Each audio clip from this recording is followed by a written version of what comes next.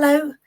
We're going to have a discussion about the evolution of parental involvement in sport. My name's Jude Toasland, and I'm one of the senior consultants at the NSPCC Child Protection in Sport Unit. Now, the Child Protection in Sport Unit has been working with sport and physical activity organisations to keep children safe in sport, but sport wouldn't happen without the role of parents. And since 2016, we've run a campaign to celebrate and raise awareness of the role of parents in sport. So I'm joined today by Sue Ravenlaw, Camilla Knight and Damian Smith to discuss the role of parents in sport and how it's developed and evolved over the course of the past few years, and how this supports safeguarding of children and young people. So I'm going to start by asking the panel to introduce themselves.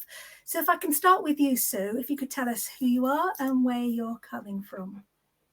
Thanks, Jude. I'm Sue Ravenlaw. I'm the head of safeguarding at the Football Association, and that means that my team particularly deals with the preventative work across the game in England, and working with a range of different stakeholders, from county associations to leagues to clubs. Delighted to join you. Thank you, Jude. Thanks, Sue. Camilla, over to you. Hi, Jude. Hi, everyone. Thank you so much for inviting me to join you. I'm a professor of sports psychology and youth sport at Swansea University, and I specialise in research around parents' involvement in sport, and have had the great pleasure of working in this area for the last 15 years or so, working alongside a number of organisations, such as the Child Protection in Sport Unit, to see how we can optimise parents' involvement. Great. Thank you, Camilla. And Damian, thank you for joining us. Thanks, Jude. Yeah, Damian Smith, Head of Development at North Yorkshire Sport. We're a charity and one of the active partnerships, one of 43 active partnerships nationally. But I'm the lead safeguarding officer for North Yorkshire Sport, and I've been involved in safeguarding for 20-odd years across various roles. So hopefully I can bring something to the discussion. So thanks very much for inviting us. Definitely.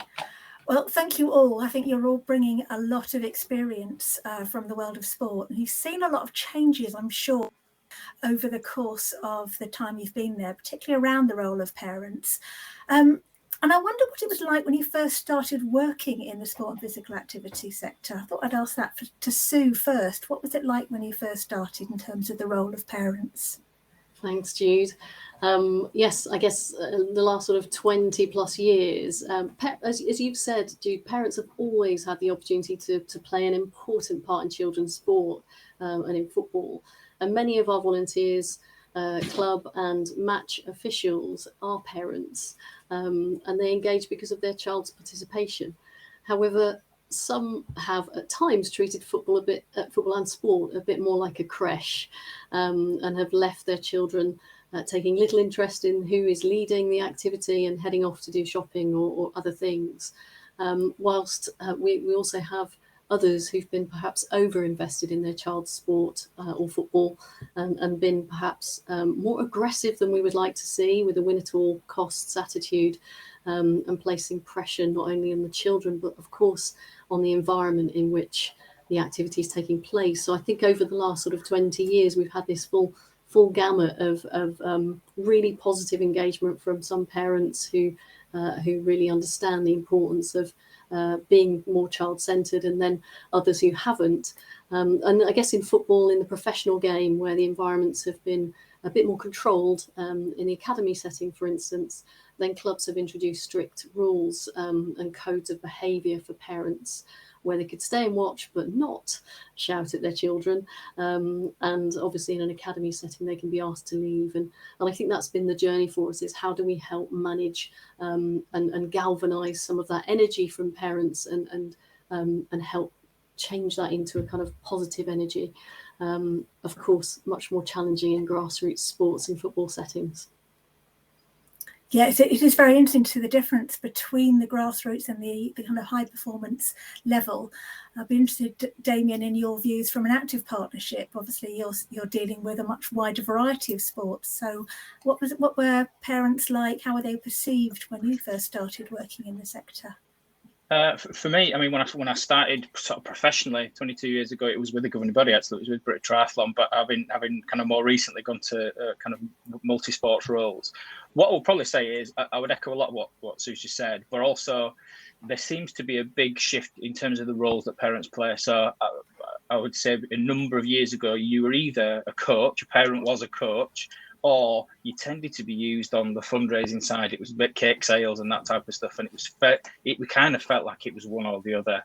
And I think the shift now is there is far many more roles that parents are involved in, using the skills that they have in their professional and personal lives. But yeah, it used to be very coach, and that was that.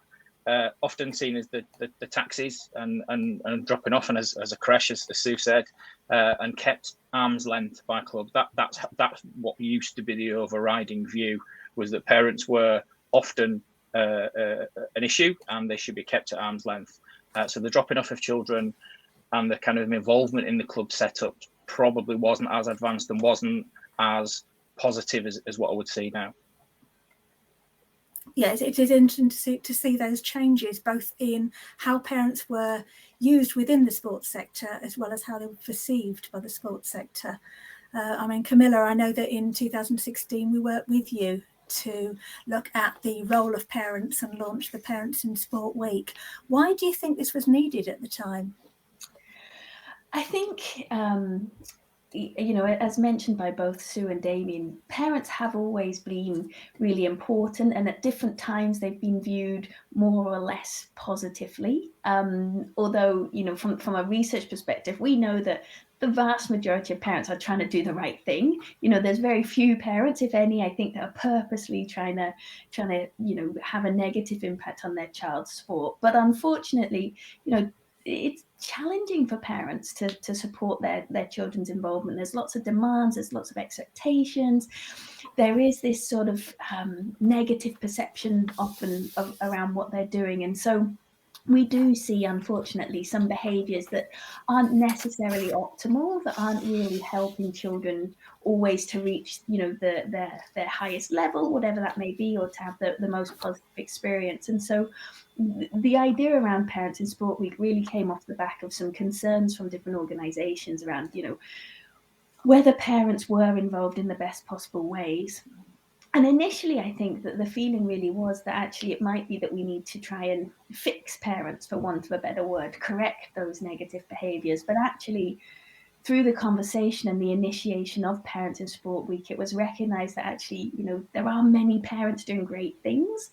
And actually, if we can celebrate those great things that parents are doing and positively reinforce, those positive behaviours, so that people can see what's useful and what's beneficial, then hopefully more parents will go into a positive space in that journey. And I do think that is what we're seeing.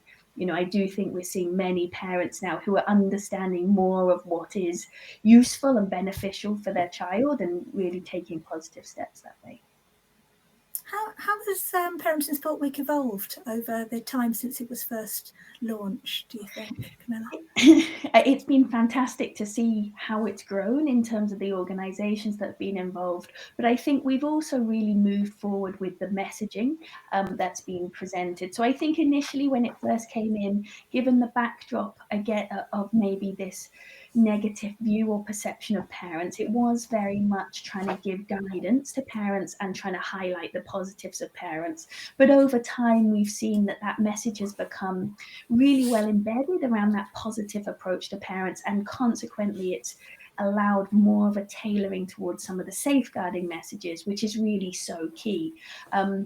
Because I think initially when Parent in Sport Week was developing, it was maybe about recognizing, simply how parents could be more positively involved. And then as we've recognized that and that's been accepted, it's been acknowledged that now they're not just about playing an important role in helping their children and supporting them, but they are absolutely critical in ensuring that children have safe experiences. And that shift is one that's so important in really ensuring that people can have safe and enjoyable sporting experiences. Absolutely, and I remember that focus that used to be very much on the challenges of parents and the shift over to the more valuing of parents. a question for you, Damian. Kind of sport used to focus so much on the challenge of parents, and the information that we had on our website was very much around that as well. Was that the main focus of your work when you first started working with parents? Yeah, it was. I think we probably fell into that group that were trying to look at how to manage parents, and it felt about effectively managing the challenging parents. Really, I think what's probably fair to say is that often the in a club and in an environment there will be challenging parents, but they were often in the minority. They just get more airtime, they get more focus. So I think what we've tried to do over the last few years, and certainly with Parents in Sport Week, is refocus that energy around the absolutely essential role that parents play.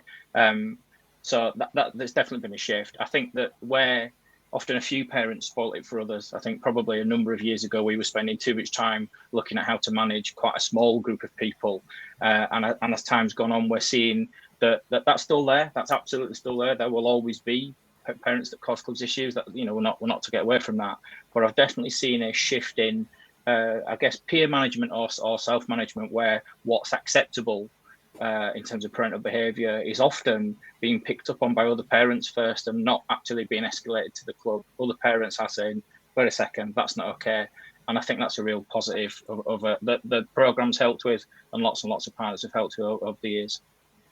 That's great. It's great to see the change of culture across sport and physical activity. I don't know if you've got anything to add there, Sue. I think our journey's been very similar. We launched something in 2009 called the Respect Programme, which recognised that with the introduction of mini soccer formats, we've got parents and coaches getting much closer to the children on the pitches, and where we had those over enthusiastic parents, they were encroaching on the pitch and intimidating the players when we tried to create more child-centred formats.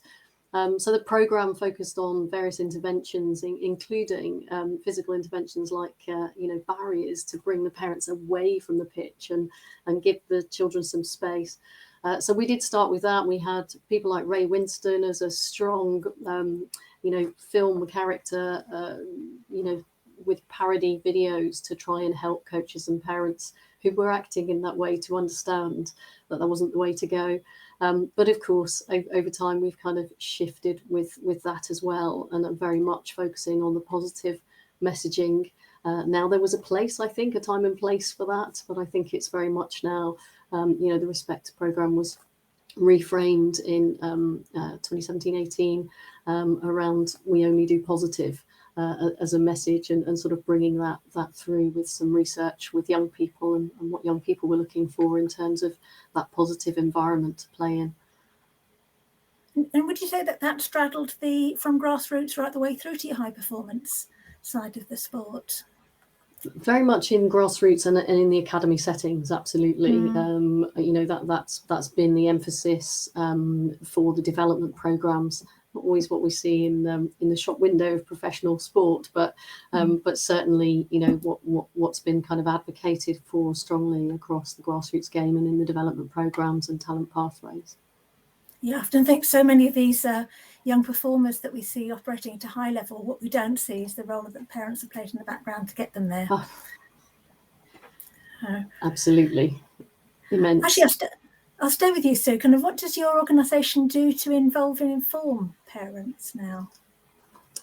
Well, quite a range, I guess, in terms of, we have information that sits on the website that we pump out. We've got direct email addresses for a number of, thousands and thousands of parents now who've opted in to receive information from us.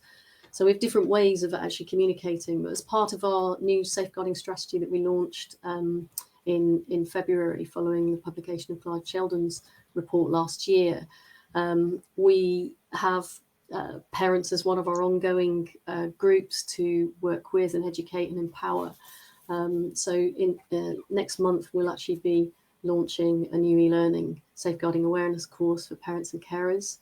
And very much that has been built with input from our survivor group. It's also, we've done quite a lot of insight work in the lead-in and the development of that course to ensure that we've been talking to parents, and parents have been giving us feedback about the topic areas and what they think they'd find helpful, and also their insight into, you know, what would motivate them to do the course. Really interestingly, one of those motivations is very much if their child's coach asked them to do the course, or if the club asked them to do the course.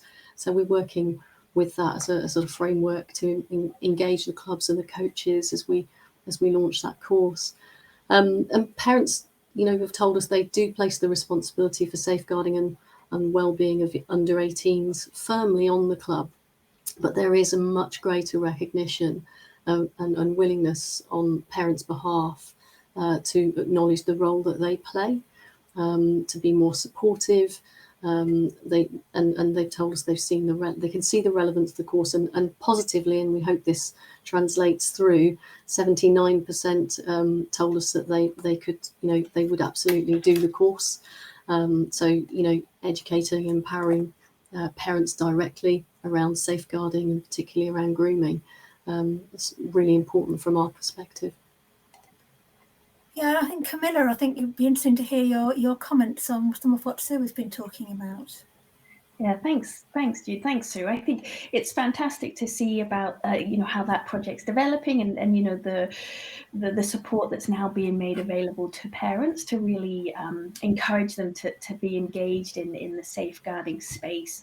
And I think I just want to make a point linking back to some of the conversation we had earlier around why that shift to the positive, and that shift to the positive approach to parents links in so clearly to that safeguarding piece. And it's because in the past, when there was a very negative view towards parents, and as Damian mentioned, the kind of keep them at arm's length, keep them out of the picture, what you were ultimately doing was preventing them from seeing, you know, safeguarding issues from arising, or being confident in raising concerns, or feeling like it was their place to.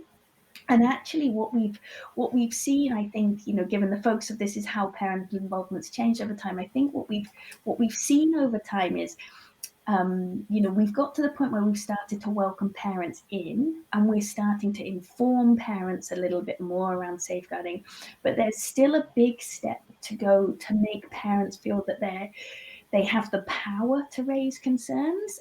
I think we need to really continue to shift that focus away from the negatives of parents and parents are a problem, but also be careful that we don't just replace it with a good parent narrative, which is parents are silent on the sidelines and parents don't interfere and they don't question the coach, because that narrative is as negative from a safeguarding perspective as the let's keep them out of it entirely. Because, you know, if we say good parents don't ask questions, they don't interfere, you know, all of these things that have maybe come through a little bit in some of the earlier sport parenting work, then they're not going to feel that they can get involved in safeguarding either. And so we can't say you can ask questions about this, but not this. You know, we have to be really conscious, I think, around the messaging. So I think it's fantastic what the FA is doing and all of that. And I think, you know, as we evolve in this space too, it's just about being really conscious of how we're presenting the messages overall around what it is we really expect from parents. It's very interesting. It's thinking about the kind of empowering of the parents to be involved. And I was thinking what you were saying earlier, Damian, about how parents had evolved to challenge one another and challenge other parents, and hopefully it would and challenge the system too. I was wondering what you were doing in North Yorkshire Sport to involve and inform parents. Well, what we're trying to do is make sure that we don't just talk about parents once a year at Parents in Sport Week, which is a fantastic week. It shines a light on what's going on, and is it's a really great week for an amplification of some of the messages. But we're talking about this regularly. We are putting information out, and we are encouraging parents to be involved in this stuff kind of all year round. I think what we're trying to get, and we try our very best with lots of partners, is a better recognition of that integral role that parents play. And it is very initially it's the enabling role. It gets young people involved in activities, and they are a provider. And you can list all of the roles of taxi driver, nutritionist, bank, financiers, coaches, sponsors, all that stuff. They are really, but it goes beyond that. They are an integral part of a child's sporting journey and their positive sporting journey. And so they're also interpreters. So they help a young person understand the sport that they are involved in, and the values that are attributed to certain things, to certain sports. So it's not just about dropping them off and washing the kit. That's all really key stuff.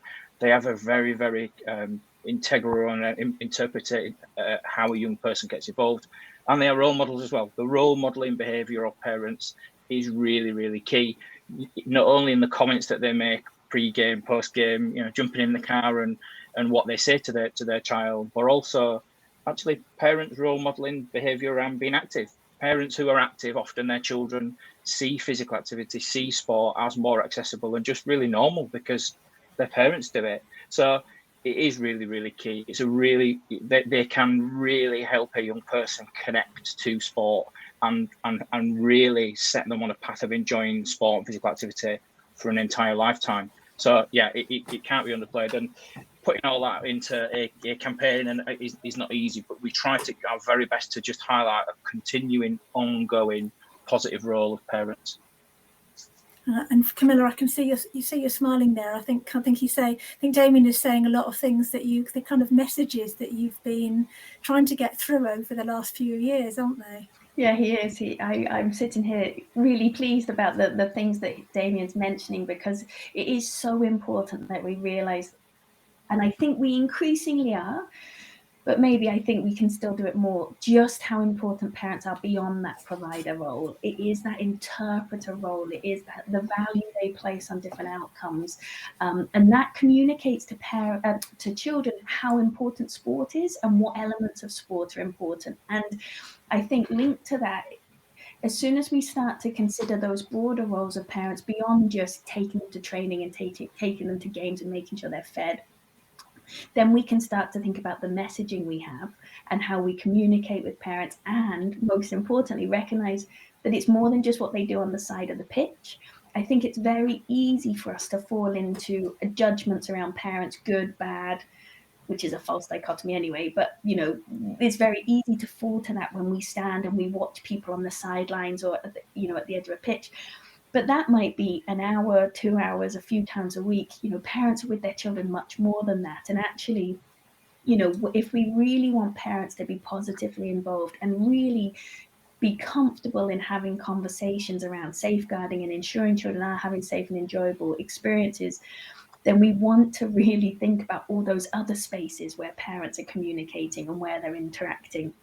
And I think that's where, it really is valuable that we've made that shift from the, I guess, parent fixing approach to the working with and sharing information with parents so that they can, successfully navigate all of the environments that they're in. Absolutely. And if I could stick with you, Camilla, I wonder if you could talk a little bit about how could we equip coaches to be able to engage parents more effectively? Well, the first thing that I would do is really try and think about, reflect on your general perception of parents. I think Damian mentioned it, I think Sue mentioned it, I think I've mentioned it earlier on today. There has for a long time been a very negative view of parents, or at least some parents. And so consequently, I think sometimes coaches have dreaded parent conversations, or they've thought about having to manage parents or deal with parents. And immediately, if that's your kind of perception of parents, those conversations aren't ones you're excited for. You're not looking forward to interacting, perhaps. And so you might immediately interpret interactions as negative or more challenging than they would be. But if you can shift to thinking about working with parents, if you can shift to thinking around parents as assets who bring a lot of benefits and a lot of use to your team, and recognize them as the experts on their child, which they are, then I think straight away you're in a better position to have those relationships and those conversations. And the other thing, and I appreciate, often coaches don't have loads and loads of time with parents, but if you can get to know your parents as individuals, if you can understand that not all sport parents are this one homogenous group who are all exactly the same, and actually they have different challenges and different experiences and different things they're trying to navigate, that's going to help with those conversations. And then finally, to touch on Damian's point, it's about recognizing that working with parents isn't something you can just do in one pre-season meeting, or it's not something you can just do in a campaign. It's actually about, you know, regularly engaging with parents, seeing them as a valued member of the team, and being comfortable if they come to you and raise concerns, or they ask for some conversations, because you recognize that they're coming to you with a genuine concern or with something valuable to share. So I think those three things: think about your approach to them, think about what they can bring and understand them as individuals, and then really recognize it as something to be continually working on in terms of the relationship. I think those would be my big suggestions. That's really helpful. I can see Sue nodding. I'll come back to you, Sue, in a sec. I just wanted to ask Damian, at a local level, how you put some of that into practice. I think what we try to do is use a number of different hooks. So I think we have worked hard over the past couple of years to highlight local parents. You know, we've done a piece where we profiled our staff who are parents of children who are involved in sports activity. We've gone and as throughout the course of our work, found people who have got a really good story to tell, who tell their story about what they get out of being a sports parent, what they get from helping their child kind of be the very best that they can be. So we've done some local stuff there as a bit of a hook. We've also been fortunate to work with a number of Paralympic athletes and Olympic athletes and kind of professional athletes, and I will always get the opportunity, or I always try to get the opportunity to ask them about how their parents help them. Because I think often, again, the role that is played, an Olympian doesn't become an Olympian without that parental support right the way, even as a grown adult, they'll be getting it, but certainly from their journey. So I think it's really important that there is recognition there, that parents support and help their child to be the very best that they can be, and sometimes that can be on a world stage. Sometimes that can be as an Olympian. All of those hooks, all of those things that we try to do are then underpinned with, and here is where you can go for more information as a parent. We point people back to the FA, we point people back to NSPCC and to the CPSU's websites and wherever we've got that guidance. But if you're interested as a parent and finding out more, here is where you can go and find out more. So the initial hook is often the sort of the personal story of people in North Yorkshire or the athletes, but we then underpin that with here is a wealth of resources and a wealth of information that can help you. So we try to make that link. Yeah, from the fact that the audience for this, I bet people are listening to this are going to be parents. Many will be parents, and many will be sports parents who themselves are holding a lot of these roles across sport and physical activity. So in a way, we're talking to people both as professionals, but also as parents here, and maybe as coaches and club welfare officers and in other roles within sport as well. So Sue, I know you were nodding when you were hearing some of that information around kind of some of the messages to coaches around the involvement of parents. What would you like to add about how this works within the FA? Well, I was just going to, absolutely concur with the push for the positive engagement and recognition, and from a football perspective, we have some great examples at local level of clubs celebrating the involvement of their volunteers, including their parents, and it's finding that balance, isn't it? We want, through the course that we've developed, we're asking parents to be more curious and to ensure that they understand the frameworks and that they can ask questions, and to do that in a constructive way, because we want the volunteers to have the resilience to continue to build and to see that as a positive, which I think is very much what you were saying, Camilla, of, this all moves up and on and becomes stronger when people are working together. And we've sought to do that, I guess, Jude, by we have a safeguarding standard for our county associations across England.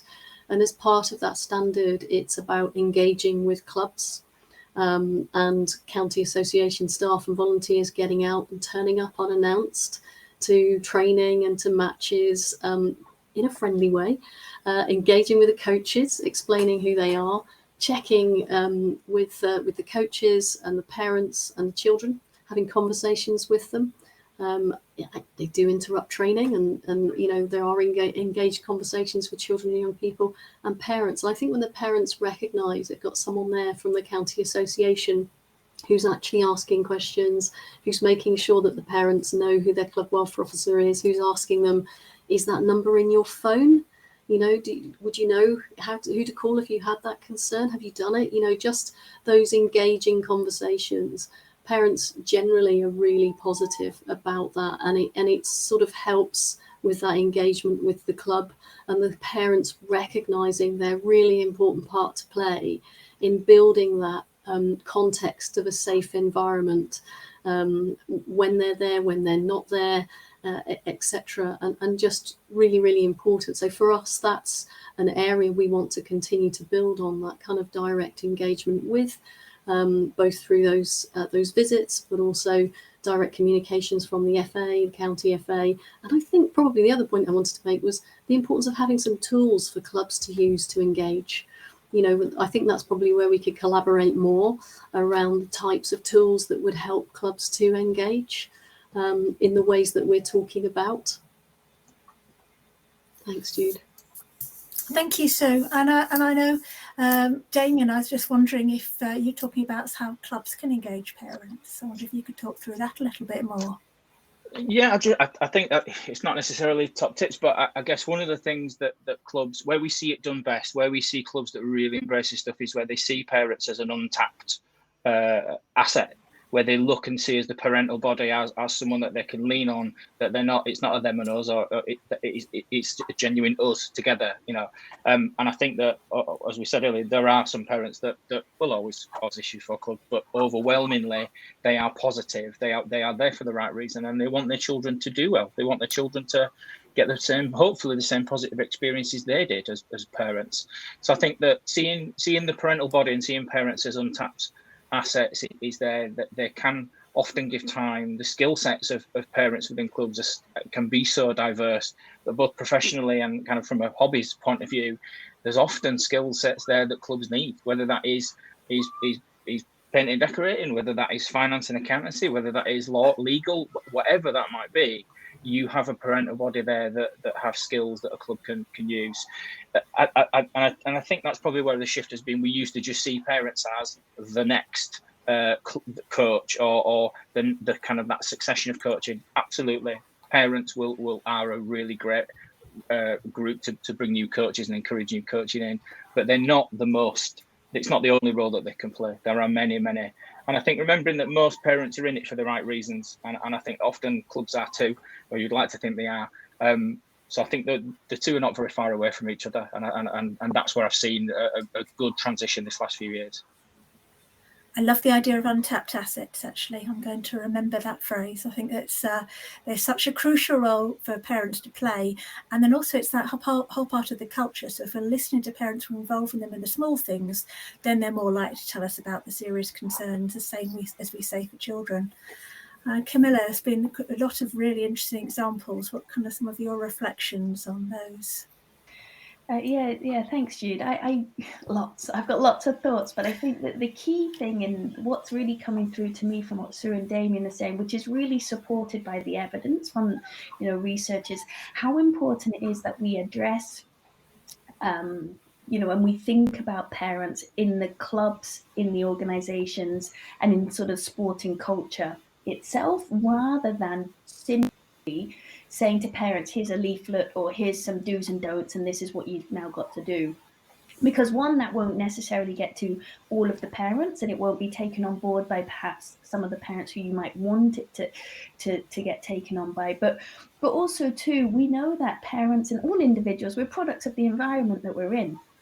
And if you're in an environment that's very negative towards parents, but then says, but go and look online for your safeguarding information, it's not going to have a great impact. But as Sue was describing, if you've got, say, county associations or you've got organizations coming to look at clubs and really engaging and really showing that this is something that's valued and important to the organization, well, then, parents will feel more comfortable raising concerns. They'll feel more comfortable highlighting issues, and they'll be more comfortable being positively involved, because what we know is that where there's these very blame cultures towards parents, or very negative attitudes towards parents, parents are either thinking they don't want to be involved in sport, so they're not putting their children in sport because they don't want to be labelled as one of those pushy parents, or they're not engaging in the ways that we know are really useful for their children, because again, they don't want to be perceived negatively. So, that's really important.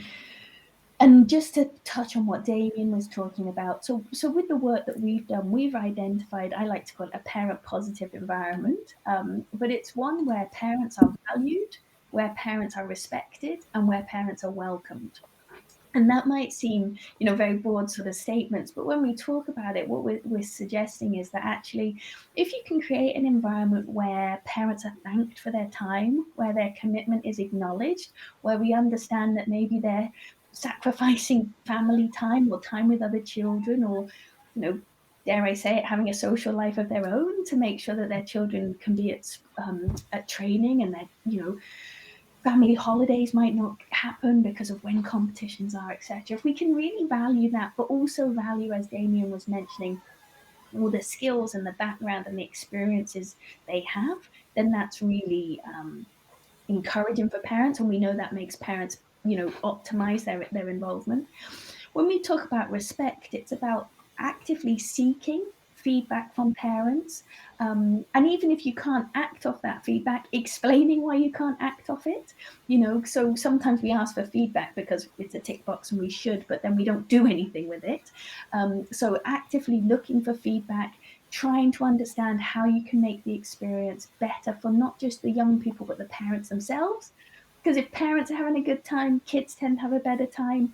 And we know when parents are really stressed and feeling a lot of demands placed on them, that impacts on their parenting. So we do have to consider that this is a relationship, and, we need to take care of parents to take care of the children. And if we can create an environment where they're welcomed, where they have an opportunity to get to know other parents, where there's some social events where they can chat to the coaches, where coaches have a chance to talk to parents about, I have a life outside of coaching and these are other things I'm trying to balance. And, an environment where actually, everyone feels like they're welcome within the space, really does have a positive impact on how parents are involved. And so, there's lots of different ways that people can create that environment. It doesn't have to be big workshops, these hour-long sessions, and actually they're not always the best received, but little notes home, thank you at the beginning of a meeting, bringing parents into team photos rather than just having parents on the sidelines, sharing messages on whiteboards so that parents know what's been happening. There's lots of different creative ways you can bring parents in without it being a really onerous task, which I think sometimes puts clubs and coaches off from engaging with them. I like the idea of the whiteboards. I haven't come across that before, actually. It's a really good one. And I think communication with parents, I know, is something that we find some clubs really struggle to communicate in an effective way with parents and with children to a certain extent, but parents are absolutely key. Sue, I don't know if you had some tips that you could give to other organisations who might be watching this, and about how they could involve parents and make sure that they do have an active, positive experience with their children. I think I would be echoing the kinds of things that Camilla has just said, and that Damian said. Really, it's being intentional and making sure that's part of the strategy, isn't it? And if that's in a shift away from fixing parents to positive, a positive environment in which parents play that part, then it's actually for clubs particularly, I think, to have the thinking time, the capacity when they're trying to run everything, the day-to-day, the week-to-week fixtures, and dealing with them. The last couple of years has been particularly difficult, hasn't it, for our clubs across sport. So I think it's about having the time to be intentional.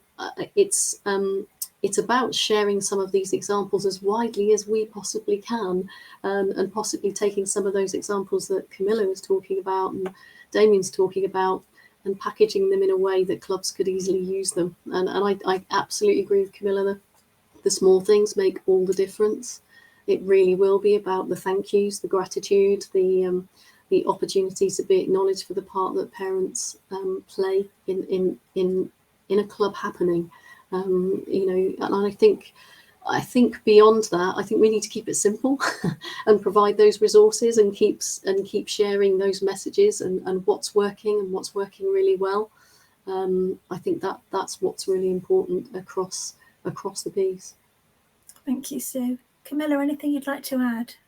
Yeah, I just wanted to just pick up on a key point. If there's people listening who are coaches themselves or working in club capacities, at the moment we're talking a lot about what people can do for parents, and maybe people sitting there, but well, what do we get back? And I think it's just around recognizing, in the same way that we need to recognize what we do for parents impacts on children, and then how children react will impact on parents. This works the same way as well. So we are asking for people to consider how they are supporting parents and what they're putting in place. And in an ideal world, it can be organizational driven to save everyone trying to reinvent the wheel. And yes, that does ask for a little bit more maybe up front, but actually you will get a lot back from parents. We know, and I see it, and I've had the pleasure of working in this space, like I said, for over a decade, and I see it time and time again. When you create an environment that welcomes parents, where they feel like their voice is heard, then your concerns and your issues down the line just start to minimize. You start to get more from parents. They're more willing to understand why schedules might suddenly change at the last minute, or why a game has been cancelled where before they might have raised an issue about it. More likely to respond positively to refereeing decisions, etc. So, it isn't just make life better for parents, but it's actually about saying, let's create an environment which is better for everyone, recognizing that we're all in an interconnected series of relationships. And actually, as one person's behavior change, then other people's do as well. So it's definitely not one way. It's about recognizing that there's benefit to yourself from working with and creating an environment that's supportive of parents. I like that's a really positive message to finish on, I think, Camilla. Thank you very much. I'm definitely hearing some really clear messages around communicating, engaging, empowering, educating and involving parents, and very much the benefits of that, both for children, and that's why we're here at the end of the day, to safeguard children, but also for the club. So it's going to be benefits for all.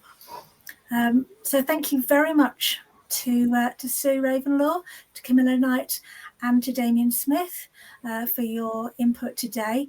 The Parent and Sport Week, if anyone's interested, is at the beginning of October, although we are actually now looking at this to be a year-wide event. So we have 1 week where we're really focusing on it, but the activities of Parents and Sport Week go on throughout the year.